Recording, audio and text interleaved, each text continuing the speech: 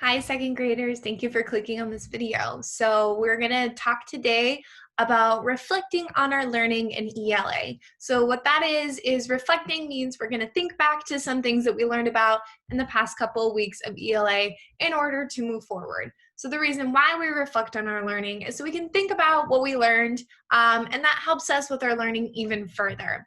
So in the past couple of weeks, we've been looking at this book called Off to Class. It says incredible and unusual schools around the world.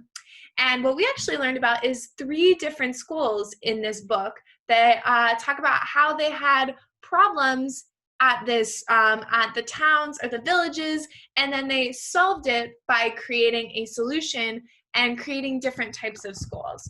So the first one that we talked about was in the Amazon rainforest. So it was this one right here.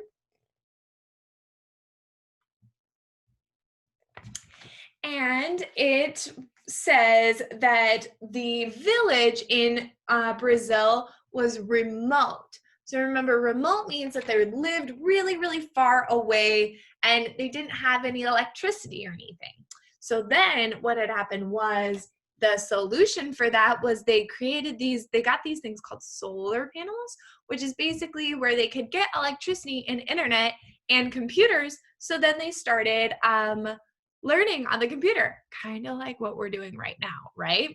So that is that's the rainforest schools where they were able to just do things on the computer. The next one that we learned about was Out of This Rubble. So Out of This Rubble takes place in Haiti. So now remember, there was a problem in Haiti. There was an earthquake that had happened in Haiti that destroyed the entire city. And it means it destroyed the school. So they had no place to go to school. But they really wanted students and kids to go to school because they had gone through this incredible disaster. So what did they do? They solved that problem by creating tent schools. So the tent schools were just popped up with a tarp and a tent, just to bring students together in order for them to learn and become kind of in a community. And they even had things called blackboards.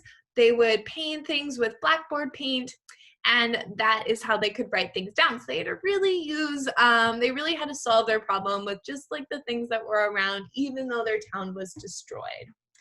All right, and our last one is called Water, Water Everywhere. And these are the boat schools. So remember, we are talking about Bangladesh and how there was a lot of rain. There was monsoons, which means heavy rain, and climate change was heating up the earth. So there was a lot of flooding going on, so they couldn't go to school. So how do they solve that problem? They solved that problem by boat schools.